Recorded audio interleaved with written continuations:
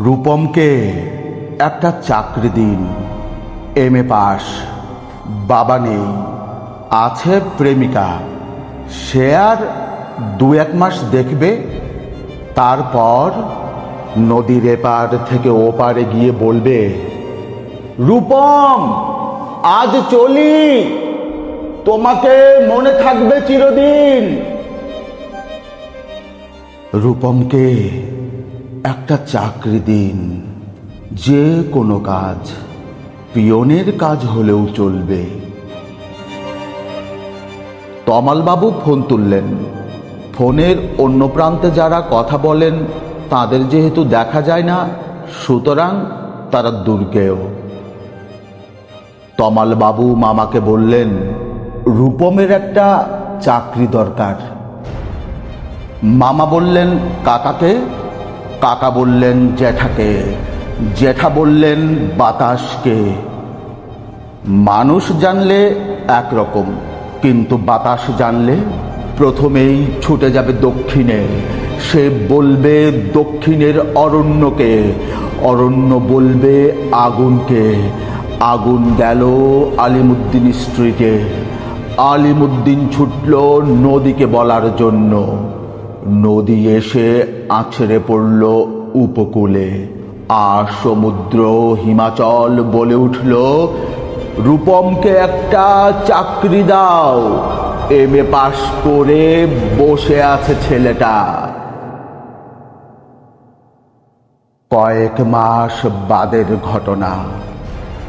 আমি বাড়ি ফিরছিলাম সন্ধেবেলায়। গলির মোড়ে 7-8 জনের জটলা দেখে থমকে দাঁড়ালাম। জল থেকে সদ্য তুলে আনা রূপমের ডেড বডি, সারা গায়ে ঘাস, খড়কুটো। হাতের মুঠোয় ধরে থাকা একটা 1 টাকার কয়েন। পাবলিক বুথ থেকে কাউকে ফোন করতে চেয়েছিল রূপম।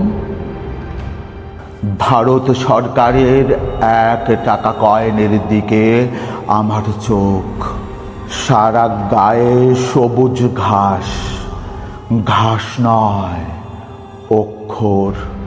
এমএ পাস করতে একটা ছেলেকে যত অক্ষর পড়তে হয়, সেই সমস্ত ব্যর্থ অক্ষর ওর গায়ে লেগে আছে।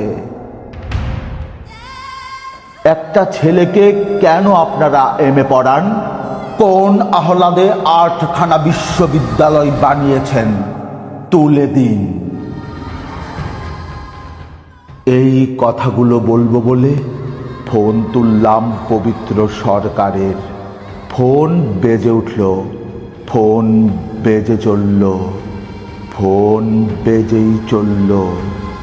20 বছর ধরে ওই ফোন বেজে চলছে, আরো 20 বছর বাজবে।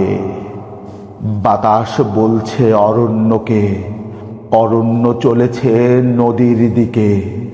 নদী উপকূল থেকে আছড়ে পড়ে বলল, রূপমকে একটা চাকরি দিন।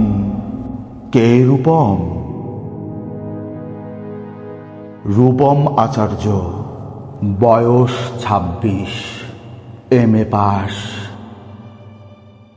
বাঁ দিকের গালে একটা কাটার দাগ আছে।